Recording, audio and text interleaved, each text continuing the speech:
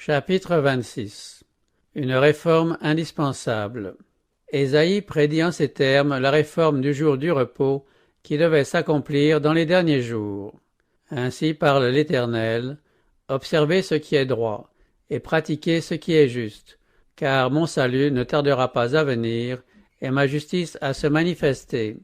Heureux l'homme qui fait cela, et le Fils de l'homme qui y demeure ferme, gardant le sabbat pour ne point le profaner, et veillant sur sa main pour ne commettre aucun mal.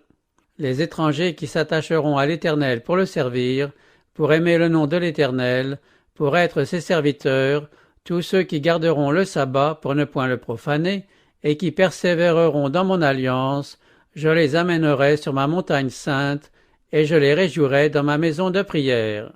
Comme le montre le contexte, cette prophétie appartient à la dispensation chrétienne. Le Seigneur, l'Éternel, parle, lui qui rassemble les exilés d'Israël. Je réunirai d'autres peuples à lui, aux siens déjà rassemblés. C'est l'annonce du rassemblement des gentils par l'Évangile. Et c'est sur ceux d'entre eux qui observeront le jour de repos de l'Éternel qu'une bénédiction est prononcée.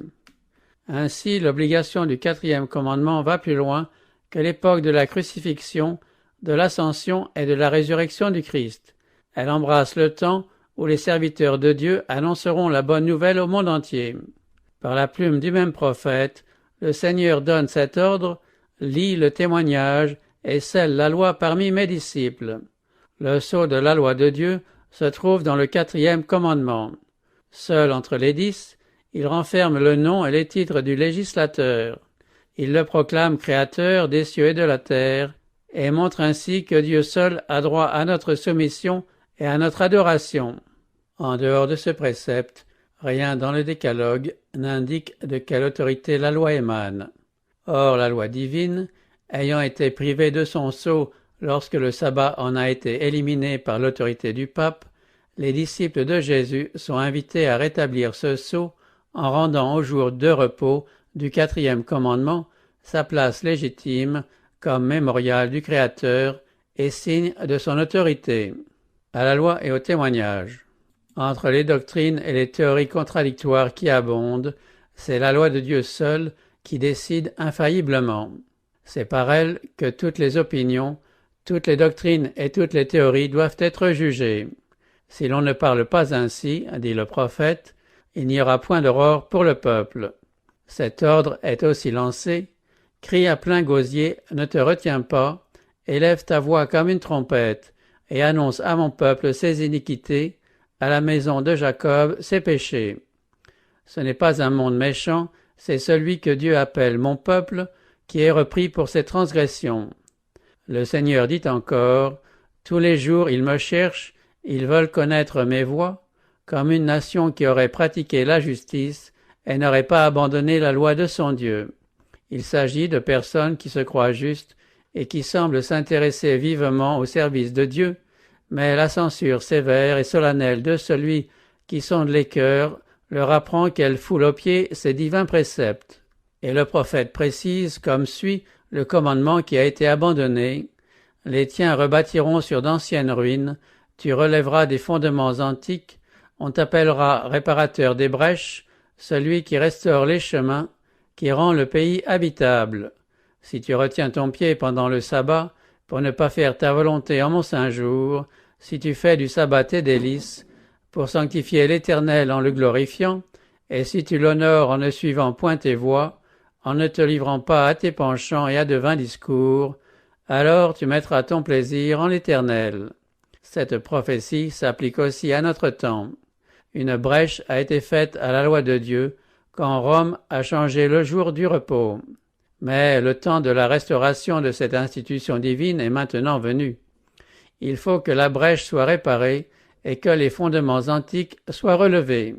Sanctifié par l'exemple et la bénédiction du Créateur, le sabbat, 7e jour de la semaine, a été observé en Éden par Adam et Ève dans leur état d'innocence, puis par Adam déchu mais repentant lorsqu'il fut chassé du paradis.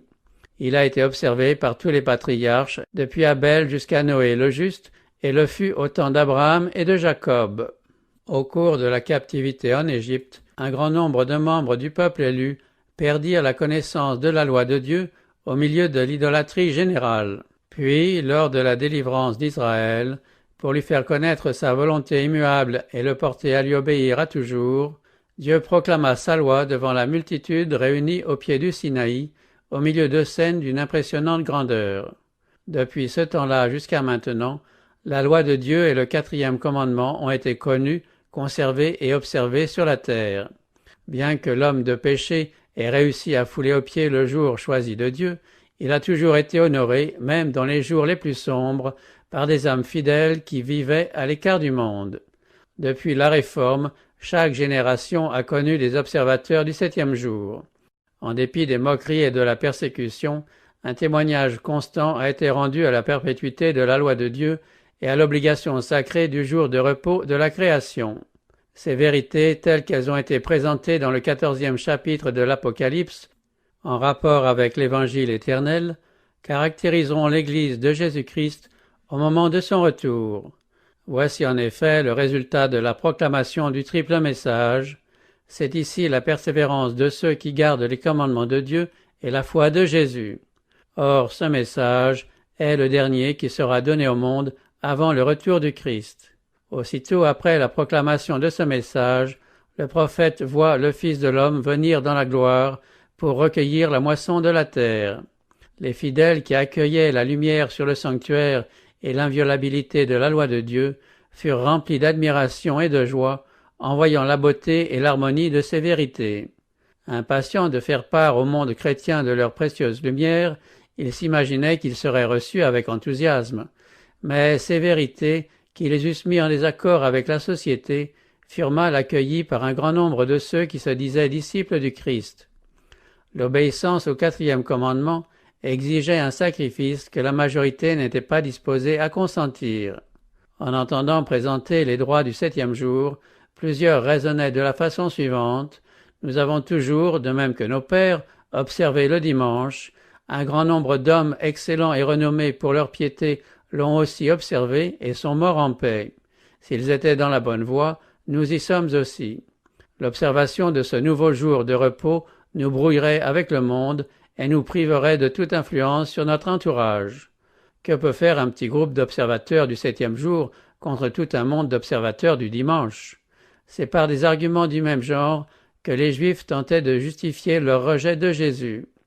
Leur père avait été béni de Dieu en offrant leur sacrifice. Pourquoi leurs enfants n'obtiendraient-ils pas le salut de la même manière? Au temps de Luther, de même, les papistes disaient que de vrais chrétiens étaient morts dans la foi catholique et que par conséquent leur religion était suffisante pour assurer le salut. Un tel raisonnement aboutit à la suppression de tout progrès dans la foi et la vie religieuse. Plusieurs avançaient que l'observation du dimanche était une doctrine et un usage séculaire et universel de l'Église. On leur répondait en démontrant que le sabbat et son observation sont plus anciens et plus universels encore, puisqu'ils sont aussi vieux que le monde et possèdent la sanction des anges et du Créateur. C'est en effet quand les fondements de la terre furent posés, alors que les étoiles du matin entonnaient des chants d'allégresse et que les fils de Dieu poussaient des acclamations, que furent jetées les bases du jour de repos. Cette institution, qui ne se réclame d'aucune tradition, d'aucune autorité humaine, qui fut établie par l'Ancien des jours et consacrée par sa parole éternelle, a certainement des droits à notre vénération.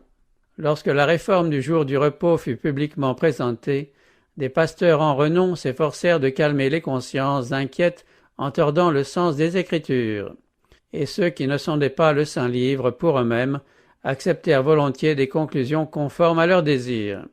On tenta de réfuter la vérité par des arguments, par des sophismes, par les traditions des pères et l'autorité de l'Église. Pour soutenir la validité du 4e commandement, ces défenseurs sondèrent leur Bible avec un zèle accru. Munis de cette seule arme, d'humbles hommes résistèrent à des savants qui constatèrent surpris et irrités l'impuissance de leurs éloquents sophismes contre le raisonnement simple et direct de gens versés dans les Écritures plutôt que dans les subtilités de l'école. En l'absence de tout témoignage biblique en leur faveur, plusieurs, oubliant que le même raisonnement avait été employé contre Jésus et ses apôtres, répétaient avec une inlassable persévérance: « Pourquoi nos hommes éminents ne comprennent-ils pas cette question du sabbat? vous n'êtes qu'une poignée. Il est impossible que vous ayez raison et que tous les savants du monde aient tort. » Pour réfuter de tels arguments, il suffisait de citer l'enseignement des Écritures et l'histoire des voies de Dieu envers son peuple au travers des siècles. Dieu opère par ceux qui l'écoutent, qui lui obéissent et qui sont disposés, s'il le faut, à faire entendre des vérités importunes et à dénoncer les péchés populaires. La raison pour laquelle Dieu ne se sert pas plus souvent de savants et d'hommes haut placés pour diriger des mouvements de réforme, c'est qu'ils mettent leur confiance dans leur credo, leur théorie et leur système théologique, et qui n'éprouvent pas le besoin de se laisser enseigner d'en haut. Seuls ceux qui sont en rapport avec la source de la sagesse peuvent comprendre et expliquer les Écritures. Lorsque des hommes peu versés dans la science des écoles sont appelés à annoncer la vérité, ce n'est pas parce qu'ils sont ignorants, mais parce qu'ils ne sont pas remplis d'eux-mêmes et ne refusent pas de se laisser enseigner de Dieu. Disciples à l'école du Christ, ils sont grandis par leur humilité et leur obéissance. En leur confiant la connaissance de la vérité, Dieu leur confère une dignité en présence de laquelle pâlissent les honneurs terrestres et la grandeur humaine. La majorité des adventistes repoussa la vérité concernant le sanctuaire et la loi de Dieu. Beaucoup d'entre eux abandonnèrent aussi leur foi au mouvement adventiste et adoptèrent des vues illogiques et contradictoires touchant les prophéties et le mouvement lui-même. D'aucuns tombèrent dans la manie de fixer pour le retour du Christ des dates successives. La lumière qui brillait alors sur le sujet du sanctuaire leur aurait montré qu'aucune période prophétique n'atteint le retour du Seigneur, le temps exact de cet événement n'ayant pas été prédit. S'étant détournés de la lumière, ils s'évertuèrent à plusieurs reprises à en fixer la date, mais ils essuyèrent chaque fois un nouveau désappointement. Aux Thessaloniciens, qui avaient reçu des théories erronées touchant le retour du Seigneur, l'apôtre Paul conseilla judicieusement de soumettre leurs espérances et leurs désirs à la critique de la parole de Dieu. En leur citant les prophéties annonçant les événements devant précéder le retour de Jésus, il leur montra qu'ils n'avaient aucune raison de l'attendre de leur temps. Que personne ne vous séduise d'aucune manière, tel fut son avertissement. En adoptant des vues non fondées sur les Écritures, ils couraient le danger de faire fausse route, leur désillusion les exposerait à la risée des impies et ils risquaient de se laisser aller au découragement au point de douter des vérités essentielles à leur salut. Cette exhortation de l'apôtre aux Thessaloniciens renfermait un enseignement important pour les derniers jours. Beaucoup d'adventistes prétendaient que s'ils ne faisaient reposer leur foi sur une date précise marquant le retour du Seigneur, ils ne pouvaient pas s'y préparer avec zèle et ferveur. Mais les démentis successifs infligés à leurs calculs eurent pour effet d'ébranler leur foi, au point qu'il devint presque impossible de les intéresser aux grands faits de la prophétie. L'annonce de la date précise de l'heure du jugement, lors de la proclamation du premier message, avait été voulue de Dieu. Le calcul des périodes prophétiques sur lesquelles ce message était basé, fixant la fin des 2300 jours à l'automne de 1844, était inattaquable. Les tentatives réitérées, faites en vue de découvrir de nouvelles dates, et les raisonnements illogiques sur lesquels ces théories reposaient, ne faisaient pas qu'éloigner les esprits de la vérité présente. Ils jetaient en outre le discrédit sur la proclamation de ce message. Plus se multiplient et se généralisent les tentatives de fixer le temps précis du retour du Christ, mieux cela répond au dessein de Satan. Dès qu'une date est passée, le malin couvre de ridicule et de mépris ses propagateurs, et jette le discrédit sur le grand mouvement de 1843-1844. Ceux qui s'obstinent dans cette erreur finiront par fixer une date trop éloignée, et, bercés dans une fausse sécurité, ils ne se réveilleront que lorsqu'il sera trop tard. L'histoire de l'ancien Israël est une image frappante de celle des adventistes. Dieu avait conduit ces derniers tout comme il avait conduit son peuple hors d'Égypte. Dans le grand désappointement, leur foi avait été éprouvée comme l'avait été celle des Israélites à la mer Rouge. S'ils avaient continué de mettre leur confiance en celui qui les avait conduits, ils auraient vu le salut de Dieu. Si tous ceux qui travaillèrent d'un commun accord à l'œuvre en 1844 avaient reçu le message du troisième ange et l'avaient proclamé par la vertu du Saint-Esprit, le Seigneur aurait, par eux, opéré avec puissance. Un flot de lumière se serait répandu sur le monde, les habitants de la terre auraient reçu l'avertissement, l'œuvre se serait achevée, et il y a des années que le Seigneur serait venu pour introduire les siens dans la gloire. Dieu ne désirait pas que les Israélites errassent 40 ans dans le désert. Il voulait les conduire directement au pays de Canaan et les y voir saints et heureux. Mais ils ne purent y entrer à cause de leur incrédulité. Leur murmure et leur apostasie les firent tomber dans le désert, et une autre génération fut suscitée pour posséder le pays promis. Dieu ne désirait pas non plus que le retour de Jésus tardât si longtemps et que ses enfants demeurassent tant d'années dans un monde de douleur et de larmes. Mais leur incrédulité les a séparés de Dieu. Ayant refusé d'accomplir la tâche qu'il leur avait assignée, ils ont été remplacés par d'autres. C'est par miséricorde envers le monde que Jésus retarde sa venue, afin de donner aux pécheurs l'occasion d'entendre l'avertissement et de trouver en lui un abri au jour de la colère de Dieu. Aujourd'hui, comme dans les siècles précédents, le message dénonçant les péchés et les erreurs de notre époque suscitera de l'opposition. Quiconque fait le mal est la lumière et ne vient point à la lumière, de peur que ses œuvres ne soient dévoilées. Devant l'impossibilité de défendre leur position par les Écritures et décidés à s'y maintenir en dépit de tout, les adversaires attaquent la réputation et les mobiles de ceux qui plaident la cause d'une vérité impopulaire. Cette tactique a servi dans tous les siècles. Élie fut accusé de troubler Israël, Jérémie de le trahir et Paul d'avoir souillé le temple. En tout temps, ceux qui ont voulu soutenir la vérité ont été dénoncés comme séditieux, hérétiques et schismatiques. Des foules, trop peu croyantes pour accepter la parole certaine des prophètes, recevront avec une crédulité aveugle une accusation contre ceux qui osent dénoncer des péchés à la mode. Cet esprit se manifestera de plus en plus. Les Écritures annoncent clairement que le jour viendra où les lois civiles seront si contraires à la loi de Dieu que celui qui voudra obéir aux préceptes divins devra braver l'opprobre et les châtiments réservés aux malfaiteurs. En face de cette situation, que doit faire le messager de la vérité? Doit-il la taire, puisqu'elle ne fait que pousser les gens à l'éluder ou à la nier? Nullement. Il n'a pas plus de raison de la cacher que n'en ont eu les anciens réformateurs. L'histoire des saints et des martyrs a été conservée au profit des générations futures. Ces vivants exemples de sainteté et de fermeté inébranlable nous sont parvenus pour encourager ceux qui sont maintenant à la brèche. Ce n'est pas pour eux seulement qu'ils ont reçu la grâce et la vérité, mais afin d'en illuminer la terre. Si Dieu a confié des lumières à ses serviteurs, c'est pour qu'ils les fassent briller sur le monde. Le Seigneur disait autrefois à l'un de ses porte-paroles, « La maison d'Israël ne voudra pas t'écouter parce qu'elle ne veut pas m'écouter. Néanmoins, tu leur diras mes paroles, qu'ils écoutent ou qu'ils n'écoutent pas. » Aux serviteurs de Dieu en notre temps est donné cet ordre, « Crie à plein gosier, ne te retiens pas, élève ta voix comme une trompette, et annonce à mon peuple ses iniquités, à la maison de Jacob ses péchés. » Dans la mesure des moyens qui lui ont été confiés, quiconque a reçu la lumière de la vérité est sous la même responsabilité solennelle et redoutable que le prophète d'Israël, auquel le Seigneur disait « Fils de l'homme, je t'ai établi comme sentinelle sur la maison d'Israël. Tu dois écouter la parole qui sort de ma bouche et les avertir de ma part.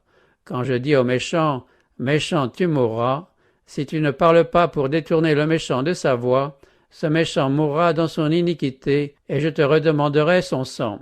Mais si tu avertis le méchant pour le détourner de sa voie, et qu'il ne s'en détourne pas, il mourra dans son iniquité, et toi tu sauveras ton âme. » Le grand obstacle qui empêche la proclamation et la réception de la vérité, c'est qu'elle suscite l'opprobre et la persécution. C'est là le seul argument contre la vérité que ces champions n'aient jamais pu réfuter. Mais ce fait ne rebute pas le vrai disciple de Jésus-Christ. Il n'attend pas que la vérité devienne populaire pour la défendre. Convaincu de son devoir, il en accepte délibérément les inconvénients, estimant, après l'apôtre des gentils, que nos légères afflictions du moment présent produisent pour nous, au-delà de toute mesure, un poids éternel de gloire. Il considère avec un ancien prophète l'opprobre de Christ comme une richesse plus grande que les trésors de l'Égypte. Quelle que soit leur profession de foi, ceux qui, dans les choses religieuses, se laissent diriger par la prudence plutôt que par des principes, ne sont que des opportunistes. Il faut faire le bien parce que c'est le bien, et laisser à Dieu le soin des conséquences. Le monde est redevable de toutes ces grandes réformes à des hommes de principe, de foi et de courage. C'est par de tels hommes que celle de notre temps doit être menée à bien. Voici ce que le Seigneur dit à ses serviteurs. Écoutez-moi, vous qui connaissez la justice, peuple qui a ma loi dans ton cœur.